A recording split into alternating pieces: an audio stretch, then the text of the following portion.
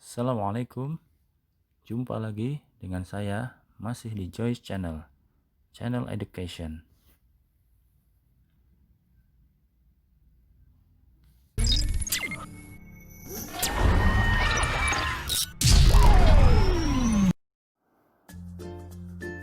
Materi kita kali ini adalah tentang reproduksi seksual pada tumbuhan Angiospermae.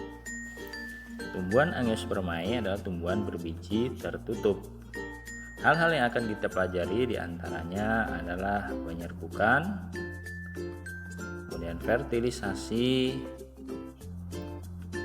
dan penyebaran biji. Nah, buat teman-teman yang belum subscribe, jangan lupa ya untuk klik subscribe dan hidupkan tanda loncengnya. Dan buat yang sudah subscribe, jangan lupa untuk klik like dan berikan komen terbaiknya untuk pengembangan channel ini. Terima kasih. Kita awali dari definisi. Reproduksi seksual terjadi melalui peleburan gamet, yaitu sel kelamin, jantan, dan betina. Nah, reproduksi ini disebut juga dengan reproduksi generatif. Pada tumbuhan, organ reproduksinya adalah bunga. Nah, pada bagian bunga itu ada organ yang bernama benang sari yang merupakan gamet jantan atau sel kelamin jantan, dan putik yang merupakan gamet betina. Jadi bunga adalah merupakan alat reproduksi bagi tumbuhan Angiospermae.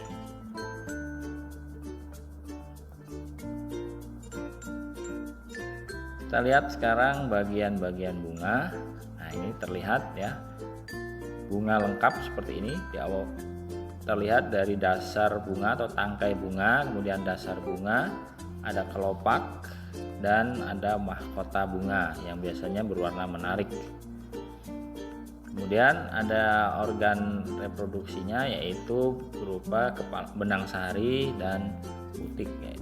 Dan kepala putik terdiri dari tangkai putik dan kepala putik, kemudian benang sari itu terdiri dari benang kepala sari dan tangkai sari. Ini adalah bunga lengkap pada salah satu contoh tumbuhan. Berikutnya tentang penyerbukan atau polinasi. Penyerbukan merupakan peristiwa menempelnya serbuk sari ke kepala putik. Kemudian berdasarkan asal serbuk sari, penyerbukan dibedakan menjadi 4 jenis, yaitu yang pertama autogami atau penyerbukan sendiri, yang kedua geitonogami atau penyerbukan tetangga, kemudian yang ketiga adalah allogami atau penyerbukan silang, dan yang keempat hibridogami atau penyerbukan bastar. Nah, kita akan lihat satu persatu terkait dengan jenis-jenis penyerbukan ini. Yang pertama adalah autogami atau penyerbukan sendiri. Autogami adalah penyerbukan yang terjadi jika serbuk sari yang menempel pada kepala putik berasal dari bunga itu sendiri. Jadi serbuk sari dan putiknya itu berasal dari satu bunga. Kita lihat gambarnya, ilustrasinya adalah seperti ini. Nomor 1 dan nomor 3 itu adalah benang sari atau kepala sari, dan nomor 2 adalah kepala putik. Nah, contoh tumbuhan yang bisa melakukan penyerbukan ini adalah 1. Padi, kemudian kedelai, dan yang ketiga adalah kacang tanah. Yang kedua, geitonogami atau penyerbukan tetangga. Disebut penyerbukan tetangga jika serbuk sari yang menempel pada kepala putik berasal dari bunga lain tetapi masih satu pohon. Kita lihat nggak ilustrasi gambarnya. Benang sarinya berasal dari bunga lain yang masih berada di satu pohon. Nah, contoh tumbuhannya adalah jagung, kemudian kelapa, dan kelapa sawit. Kemudian yang ketiga adalah alogami atau penyerbukan silang. Disebut penyerbukan silang jika serbuk sari yang menempel pada kepala putik berasal dari bunga tumbuhan lain, tetapi masih sejenis. Misalnya sama-sama mawar merah, tetapi lain pohon. Nah, kira-kira gambarnya seperti ini. Serbuk sarinya berasal dari bunga lain, dari pohon yang lain, tapi jenisnya sama. Nah, jenis tumbuhannya adalah satu pepaya dan yang kedua adalah salak. Kemudian yang keempat, hibridogami atau penyerbukan bastar. Disebut penyerbukan bastar jika serbuk sari yang menempel pada kepala putik berasal dari bunga lain yang berbeda jenis atau minimal punya satu sifat beda. Contohnya seperti pada gambar ini ya. Serbuk sari berasal dari bunga lain yang berbeda jenisnya. Atau misalnya punya satu sifat beda. Misalnya di sini serbuk sari jambu batu merah menyerbuki bunga atau putik dari jambu batu putih. Sama-sama jambu batu, tetapi satu sifat bedanya, yang satu berwarna merah, yang satunya berwarna putih. Nah, itu adalah macam-macam penyerbukan. Kemudian kalau tadi berdasarkan asal serbuk sarinya, sekarang penyerbukan berdasarkan faktor perantaranya. Nah, berdasarkan faktor perantara, penyerbukan ada beberapa macam. Yang pertama, anemogami. Anemogami atau penyerbukan yang dibantu oleh angin. Nah, contoh tumbuhannya adalah jagung dan padi. Kemudian yang kedua, hidrogami. Hidro itu air. Jadi penyerbukan yang dibantu oleh air. Contohnya adalah tumbuhan hidrilla. Kemudian yang ketiga, antropogami, yaitu penyerbukan yang dibantu oleh manusia. Nah, contoh tumbuhannya adalah vanili dan anggrek bulan. Kemudian yang keempat, zoidiogami atau penyerbukan yang dibantu oleh hewan. Nah, beberapa jenis hewan bisa membantu penyerbukan pada bunga. Yang pertama, serangga, jenis serangga, sehingga istilahnya adalah entomogami. Misalnya lebah gitu ya, pada bunga mawar.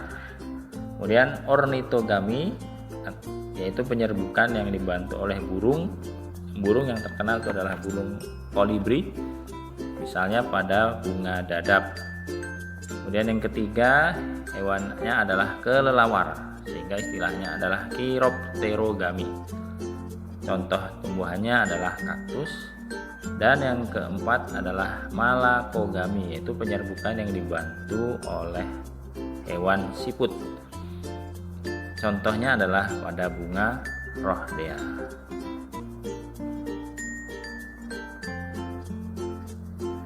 Berikutnya kita bahas tentang fertilisasi atau pembuahan.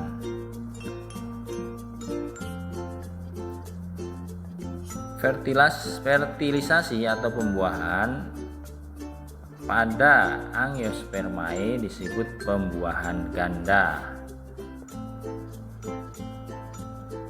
Nah, kenapa disebut pembuahan ganda? Karena memang terjadi 2 kali proses pembuahan. Nah, kalau peleburan itu adalah atau polinasi adalah jatuhnya benang sari ke kepala putik, maka pembuahan ini adalah tahap berikutnya, yaitu peleburan inti sel jantan dengan inti sel betina. Nah, peleburan pembuahan ganda pada Angiospermae tahapannya sebagai berikut. Yang pertama, peleburan inti generatif 1 dengan ovum atau sel telur yang akan membentuk zigot yang akan berkembang menjadi embrio atau calon individu baru. Kemudian yang kedua, adanya peleburan inti generatif 2 dengan inti kandung lembaga sekunder yang akan membentuk endosperma atau cadangan makanan. Nah, maka pada Angiospermae pembuahannya dikenal dengan istilah pembuahan ganda. Nah, proses pembuahannya dapat kita lihat pada gambar berikut. Kita lihat dari paling kiri, serbuk sari itu akan terbentuk tiga buah inti, yaitu inti generatif 1 inti generatif 2 dan 1 inti vegetatif. Sementara pada bakal buah di dalam dasar bunga atau dalam putik itu akan terbentuk atau akan ada 9 inti, 2 sel sinergid, 1 sel ovum, kemudian ada 2 sel atau 2 inti kandung lembaga sekunder, dan ada 3 sel inti antipoda. Nah, tadi dijelaskan bahwa ada pembuahan ganda. Nah, pembuahan ganda terjadi ketika satu inti sel generatif 1 membuahi ovum, sehingga nanti akan terbentuk embrio, dan inti generatif 2 akan membuahi inti kandung lembaga sekunder yang ada di tengah, sehingga akan terbentuk endosperm atau cadangan makanan. Nah, apa fungsi inti vegetatif? Itu hanya memandu jalannya inti generatif saja. Jadi jelas bahwa pada pembuahan Angiospermae itu adalah terjadi 2 kali pembuahan, sehingga disebut pembuahan ganda.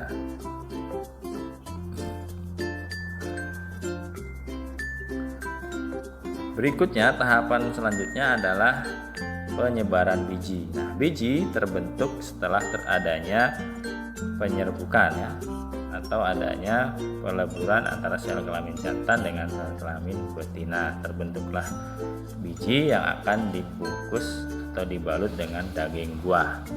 Nah, kemudian biji ini akan disebar. Nah, bagaimana macam-macam penyebaran biji?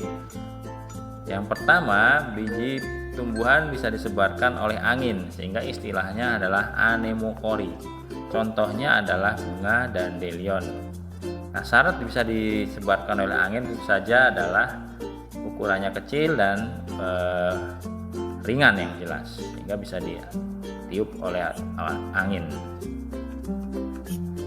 Kemudian yang kedua, hidrokori atau air.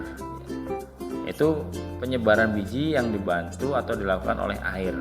Nah, syaratnya adalah biasanya tumbuhannya ini berada di tepi sungai atau di tepi laut atau tepi danau.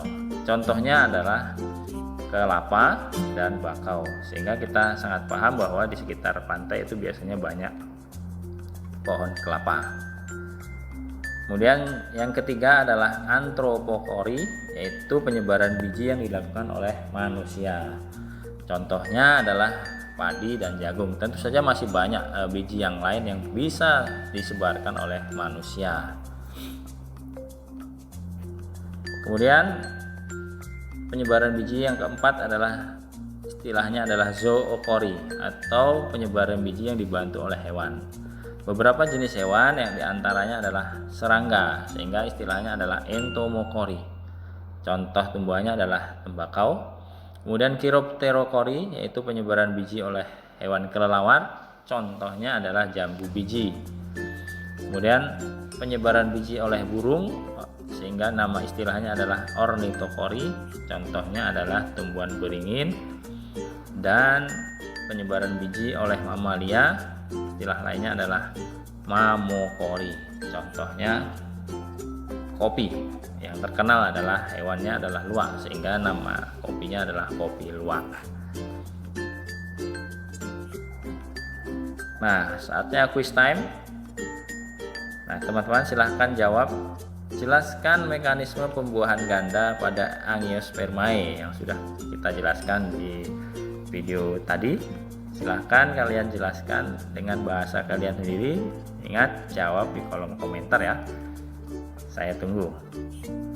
Nah, terima kasih. Demikianlah penjelasan terkait dengan materi reproduksi generatif atau reproduksi seksual pada tumbuhan Angiospermae. Terima kasih atas perhatiannya dan semoga video ini bermanfaat.